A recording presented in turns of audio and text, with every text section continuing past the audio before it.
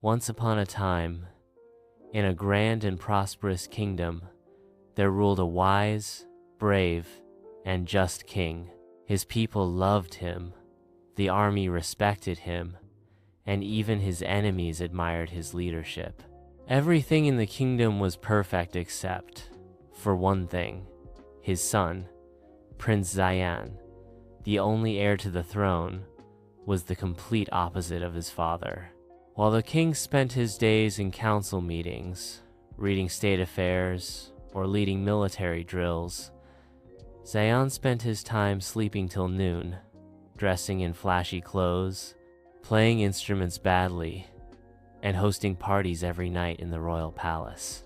"Son," the king often said, "one day you'll have to rule this kingdom. You must learn discipline, leadership, and wisdom." To which the prince always replied with a lazy grin, "Don't worry, father. That's what ministers are for. I'll just enjoy life." The king sighed.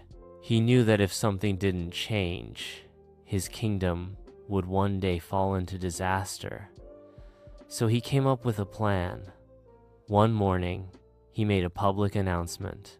"I, the king, am going on a spiritual journey for a few weeks.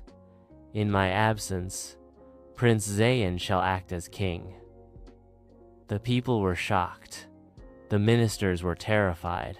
And Prince Zayan? He was thrilled. "Finally," he shouted. "Now I'll show everyone how fun ruling can be."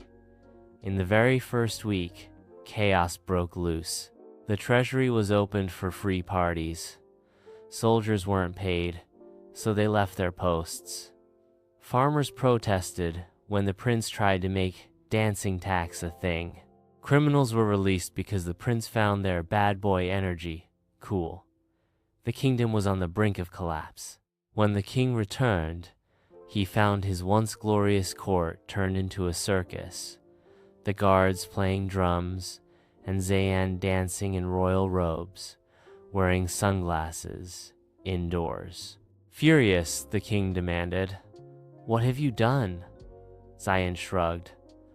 "I just wanted to make things fun. You always make things so serious." The king stared at him for a long moment, then quietly removed his crown and placed it on the table. But instead of giving it to his son, he turned to his most loyal and wise minister.